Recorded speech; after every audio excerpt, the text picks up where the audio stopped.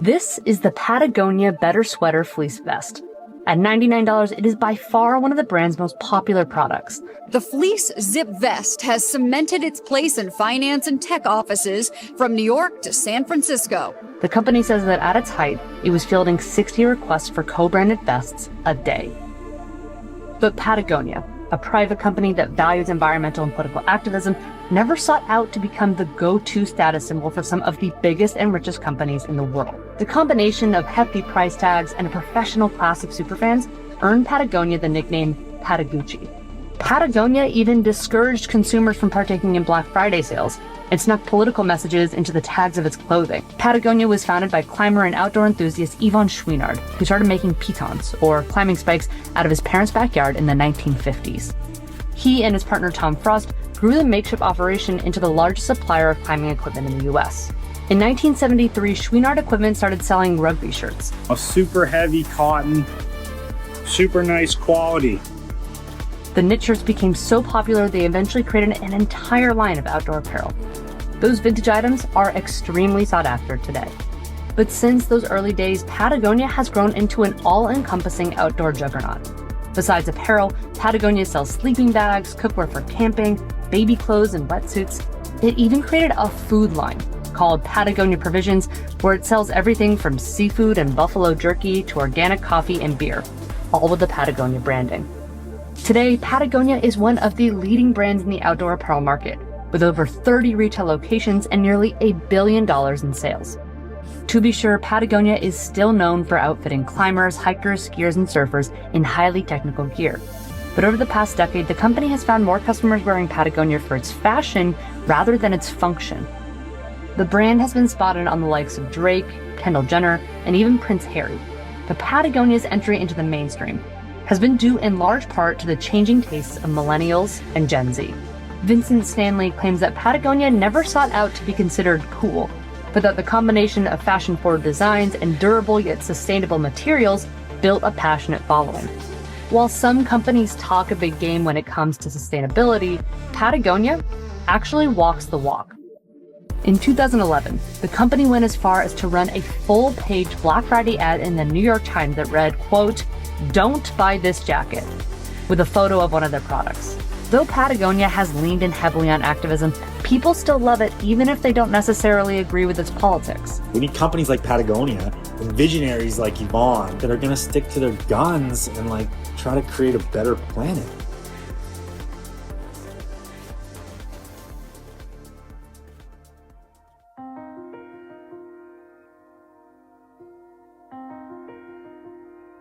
I've been a businessman for almost 50 years. It's as difficult for me to say those words as it is for someone to admit being an alcoholic or a lawyer. I've never respected the profession. It's business that has to take the majority of the blame for being the enemy of nature, for destroying native cultures, for taking from the poor and giving to the rich, and for poisoning the earth with the effluent from its factories. Yet business can produce food, cure disease, control population, employ people, and generally enrich our lives. And it can do these good things and make a profit without losing its soul. No young kid growing up ever dreams of someday becoming a businessman. He wants to be a fireman, a sponsored athlete, or a forest ranger. The Lee Iacocca's, Donald Trumps, and Jack Welch's of the business world are heroes to no one except other businessmen with similar values. I wanted to be a fur trapper when I grew up. So how did I end up having a business that's almost $300 million revenue a year when I never even wanted to be a businessman? You know, I grew up in Maine, a little French-Canadian town where no one spoke English. And we moved to California when I was 7 years old. I was immediately put in school, not speaking any English. So after about 3-4 days, I ran away from school. And that kind of started me on a different path than a lot of other kids. You know, in high school when everybody was at the prom, I was probably gigging frogs down in the LA River bed in Burbank. And I got interested in falconry when I was about 12 years old, I guess, you know, teaching hawks and falcons to, well, you don't teach them to hunt, they already know how to do that, but to teach them to hunt for you. And when a 12-year-old kid has to stay up, has to go out and trap a wild goshawk or something like that, and stay up all night with it on his fist, it'll fly off and put it back on. It'll, do that all night long until finally it goes to sleep on your hand, which is a really quick way of building trust in the bird. Well, the Zen master would have to say, who's getting trained here? In fact, you don't slap a bird around, a wild hawk around when he doesn't do what you want him to do. It has to be done with positive reinforcement. And that was a big lesson in my life. In fact, I've been kind of a Zen student all my life, just kind of Zen philosophy, not religion or anything, but just philosophy. And from falconry, I got into climbing mountains. I learned to climb to the Hawk's Nest, and pretty soon I was doing a lot of the climbs in Yosemite. And, Yosemite doesn't have any summits, right? And, you'll do a 10-day climb on El Capitan, and you get to the top, and it's just flat up there. There's nothing there. So there's another little Zen lesson that what's important is the process. How you climb is what's important. It's kind of like, and if you don't do it correctly, then there's nothing to be gained. It's kind of like a lot of the, plastic surgeons and CEOs and these high-powered people that are climbing Everest these days. They spend $85,000 for guide fees.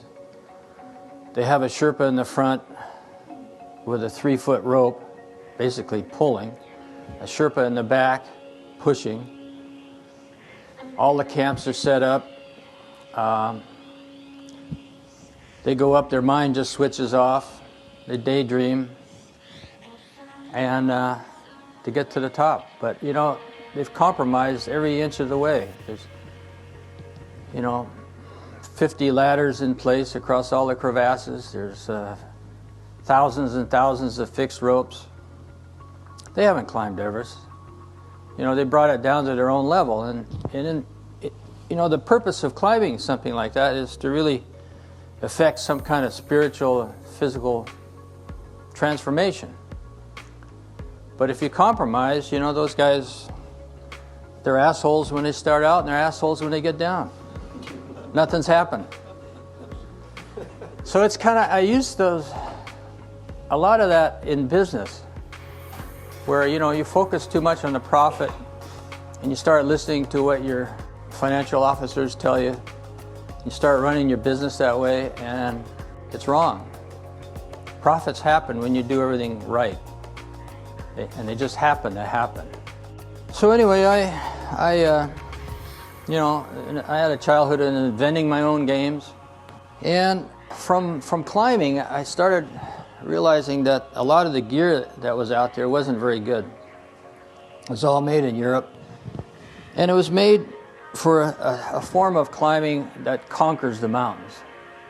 It's, they made these cheap pitons. They're 15 cents a piece, these spikes you put in the rock, so that they could do a first ascent of a climb and then leave the pitons in place to make it easier for the next party. So it was conquering the world and making it easier and safer for other people. And I was kind of brought up, me and my friends in, climbing in California and stuff, we were brought up, reading Thoreau and Emerson and John Muir, and we had the attitude that you go into the wilderness, but you don't destroy it, and you don't leave anything behind. You act as if no one has been there. So I wanted to make some pitons out of better material that could be used over and over. So you could pound them into a crack and then take them out and then show no sign of having been there, so that the next party would have the same adventure that you did. I went out and bought a forge, a coal forge, an anvil, some hammers, and started hammering my own pitons out of a chrome moly chrome molybdenum steel instead of just iron. And we not only found that you could put these pitons in and take them out, but you could also put them in places where the kind of incipient cracks where these soft steel pitons couldn't go in. And all of a sudden we were able to do much more difficult climbs than we could otherwise. And in fact, we could do some of these long climbs on Half Dome and El Capitan and Yosemite that took days and days. And normally, if you left every piton in place, you'd have to take 300 pitons with you. We would take 30 or 40 and use them over and over again. So it allowed us to do much more difficult climbs. And so I could make 2 of these pitons an hour, and I sold them for $1.50 each. So that doesn't seem like much, but you got to remember it's 10 times the going rate for pitons, which is a good lesson in that if you make really high quality and you make products that people need, they'll buy it. So that's how I got into business. Every time I came back from the mountains, my head was spinning with ideas on how to improve the equipment. I'm not an inventor at all. I don't think I've invented anything practically, but I'm a good innovator. I can go to dinner at a restaurant and I come out saying, I could have made that better. And that's what I do. That's what I did with all my climbing gear. Over the years, I basically reinvented almost every single piece of climbing gear, from crampons and ice axes and pitons and chocks and all kinds of different things. I would take an existing product and just make it better. And it's kind of like, it's a different type of creativity than invention. Invention is 0 to 1. And innovation is 1 to 1,000.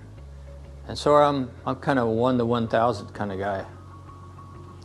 And so I kind of grew this business, not thinking that I ever wanted to be a businessman. I was a craftsman who just happened to want to make products for myself and my climbing partners and friends, and that's all we were doing, is making stuff for ourselves and, of course, friends of friends. And then, pretty soon we're selling it, and I'm spending maybe 6 months a year climbing around the country and Canada and Europe and selling this stuff out of the back of my car, and just to pay for my habit.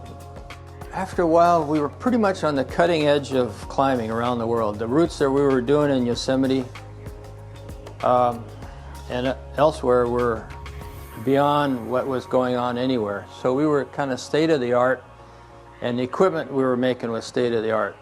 And we had our philosophy of design was basically that something is perfected not when you can't add anything more to it, but when you can't take anything away. So it's constantly driving towards simplicity is where you achieve perfection. And later on, I'm trying to apply that to my own life, trying to simplify my life, which is unbelievably difficult. Everything pulls you towards complexity, and if you don't resist, you'll just drive yourself crazy. And I see the problems of the world as not fighting this complexity business and going towards simplicity. But I'll get further into that later. But anyway, after a while, we had 80% of the climbing business in the States, and we were exporting around the world. Virtually everybody was using our gear, but I wasn't making any money. I was too idealistic. We would spend a lot of money coming up with some tooling, some tools and dies to make a particular product, and as soon as we came out with it, we'd come up with another idea on how to make it better. So, tooling that was supposed to be amortized over 3 years, we would junk it after 3 months. And just idealists and not very good businessmen. But, also the sport was evolving so quickly. The most exciting time of any sport is when it begins. It's the most exciting time, and that's when you're developing new techniques and new equipment all the time. And it's just boom, boom, boom.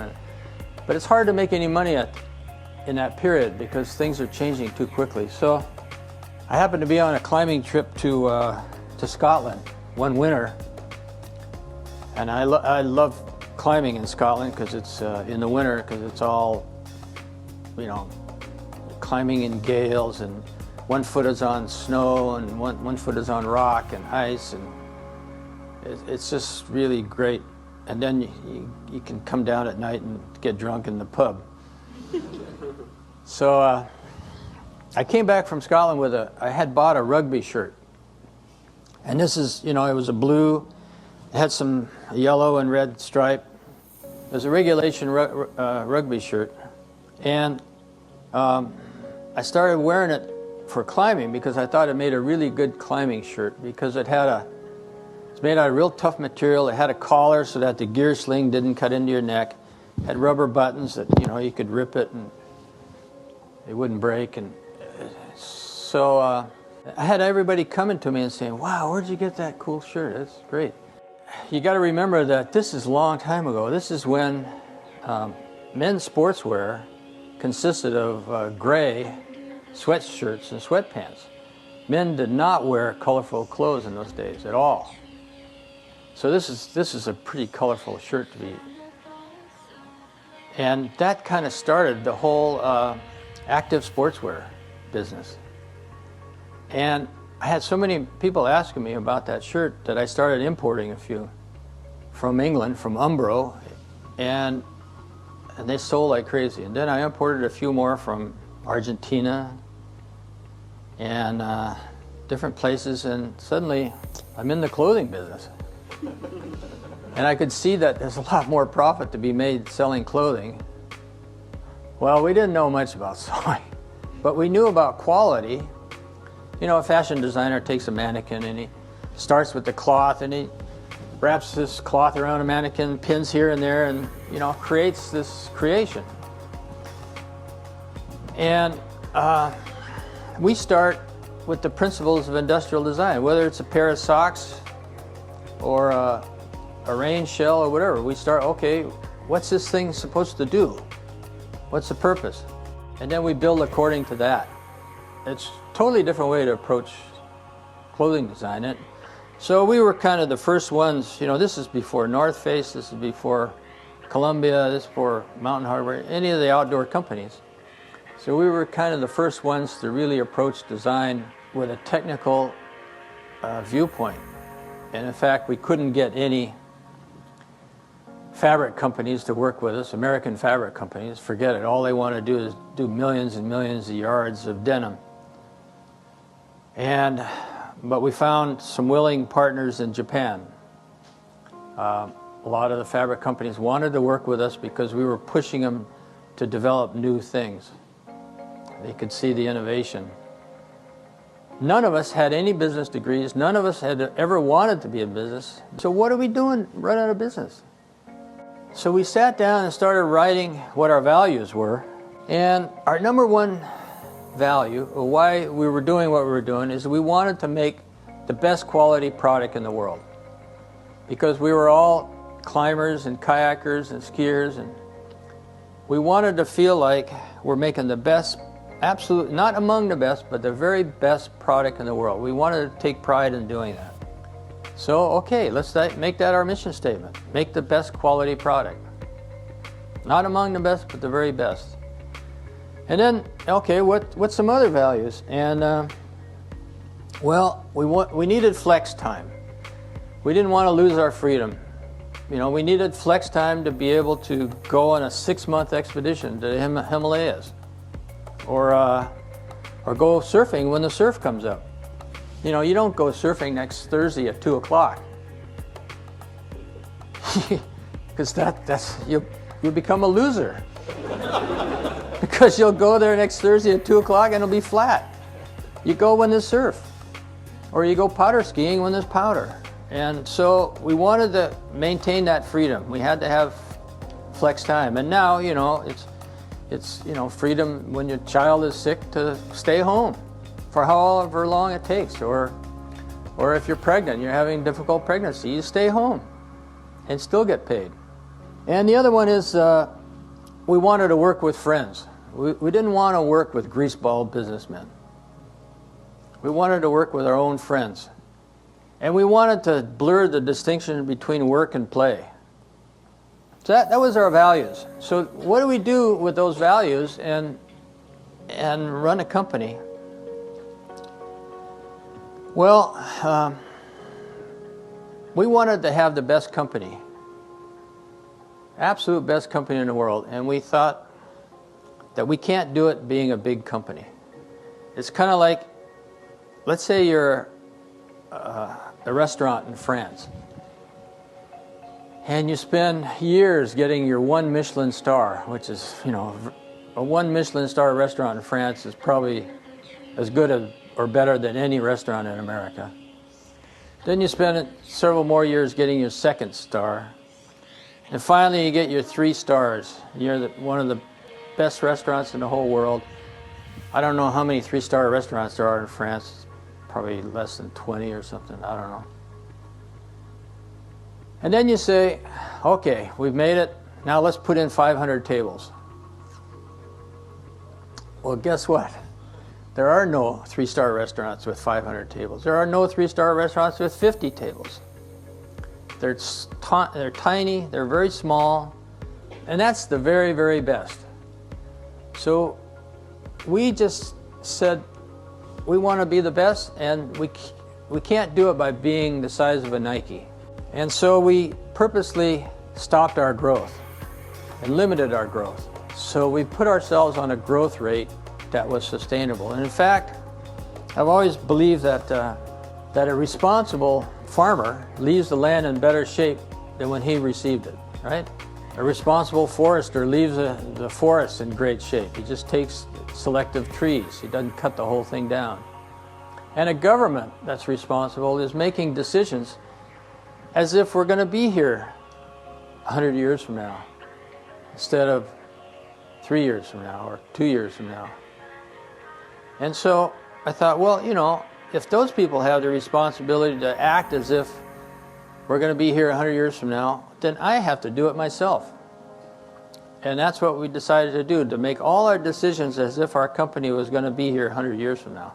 That doesn't mean, we can go slow and we got 100 years to get there. It means that every decision is based on the long term. And it also assumes a lot of responsibility. It assumes that we have responsibility that the society and that is going to be here 100 years from now. And about this same time I started, I'd been doing a lot of traveling, and going around the world I saw nothing but degradation. Everywhere I went. I'd go back to Africa after not having been there for 10 years, and I'd see how much it deteriorated. I saw every stream that I used to catch fish in have soap suds on the top. And I started getting kind of bummed out about how badly things were going with the environment. And in fact, so that was kind of our first time that we realized that you can't make any product sustainably. There's no such thing as sustainability in any kind of manufacturing. It's against all the laws of physics and thermodynamics. You end up with more waste than you start out with, no matter what you try to do. All you can do is try to minimize the damage that you're doing. So we added a second part to our mission statement, which is to cause no unnecessary harm. Make the best product, cause no unnecessary harm. It doesn't say cause no harm, because that's bullshit. It's no unnecessary harm. So minimize the damage that we're doing. I mean, I could have been a $1 billion business easily had I gone the same way of Columbia or North Face, or even if I would have just sold out and become a public company. But that's not the reason why we're in business. I have a very simple life. I have everything I need. I don't need any more money. But then I started getting more depressed about the environment, and I started realizing that the real causes, all the problems that we have, are, a lot of it's caused by corporations and companies. I thought, you know what, I could probably do a lot more by using my company as an example, because since we're wholly owned, me and my wife own all the stock, we can do anything we want. And we can take risks that a public company could never do. And so why don't I just hang on to this thing and make every decision, start acting like our stockholders is the planet. That's our stockholder. Every decision, everything we try to do, try to make this a better world. I mean, it sounds a little corny, but it's actually, that's what we wanted to do. So we decided not to sell it, not to go public. Because, you know, anybody that would buy it would say, oh man, here's an undervalued company. We can ramp this thing up. We can be a $1 billion thing in no time at all. We can do IPO, and it would destroy everything that we're trying to do. So that's the way we're trying to run our company. Can you explain what you think are the critical qualities for these young people to have if they want to be successful as entrepreneurs in the future? Well, let me tell you, it was a lot easier to start a business when I was young because the competition was a lot. I mean, I started out making tools for mountain climbers. I was a blacksmith. And the quality of the climbing tools, you know, the ice axes and crampons and pitons, was very, very low. So it was very easy to be innovative and just take every single tool and look at it and say, I can make it better than this. And, but, I mean, if you're going to start your own business in this day and age, it's really tough because you're going against huge companies making a similar product, and the only way you can be successful is to break the rules and to do something different, because you don't want, I mean, for me, you know, hell, I'll tell you what one of the 7th level of hell would be, is to be down there and they make me head of a marketing. They make me head of marketing for a cola company. And I have to sell my product against Pepsi-Cola and Coca-Cola. And it's exactly the same thing. It's 3 cents worth of sugar and water, and you got to fight it out, you know, with mirrors and smoke, and I mean, that would be hell. I mean, the only part of business that I really enjoy is breaking the rules and then proving that it works. And that's, I think that's what you'd have to do to start your own business these days. You got to find a hole somewhere that somebody's not filling.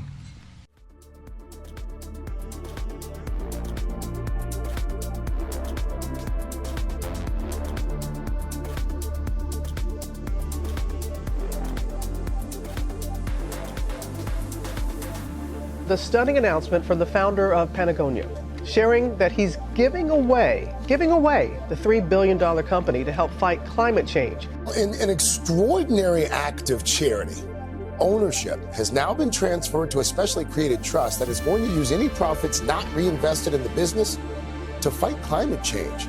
Most billionaires donate tiny slivers of their wealth while they're still living, but not the founder of Patagonia. He says his 2 adult children don't want the money, and he and his wife don't need it. So they're giving away the $3 billion company he founded a half-century ago. With their signature jackets, vests, and pullovers, Patagonia has become one of the biggest apparel brands in the world. The activewear company worth $3 billion. But this morning, Patagonia's founder, Yvon Chouinard, making a landmark decision to give away all of his company's profits, estimated at $100 million a year, to help Mother Earth. Not a lot of people understand how serious we are about saving this planet. I'm dead serious.